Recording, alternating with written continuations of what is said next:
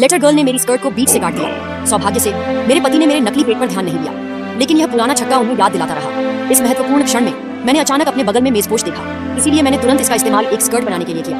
यह सफलतापूर्वक बनाया गया था। इस संकट को हल करने के बाद मुझे उम्मीद नहीं थी कि जब मैं शौचालय में थी तो लाओ लियू चुपके से मेरा कृत्रिम पेट निकालने को तैयार नहीं था। जब उसे लगा कि उसकी योजना सफल हो गई है तो मैंने फिर से संकट का समाधान कर लिया। मेरे साथ मुझे लगता है कि वह फिर से मेरा फायदा उठा रहा है। जब मैं उपहार खोल रही थी तो मैंने चुपके से अपने पेट में छिपाया हुआ टिश्यू फिर से निकाल लिया। सौभाग्य से मेरे पति को दोबारा इस पर ध्यान नहीं गया, लेकिन उन्होंने इसके बारे में नहीं सोचा और कुंफू के सामने मेरे टिश्यू पकौड़े जला दिए।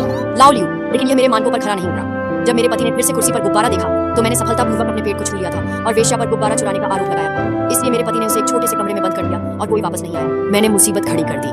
मैंने नहीं सोचा, वह धनुष और तीर के लिए तैयार नहीं था और मेरे पेट पर निशाना साधा, लेकिन गोली शराब के गिलास में नहीं लगी। उम्मीद थी कि पति मुझे गले लगाएगा, लेकिन उसने गुब्बारा फोड़ दिया। मेरी योजना विफल हुई। उसने गुस्से में बाहर निकाला और मैं पिता पुत्री को फिर से बनते देखता रहा।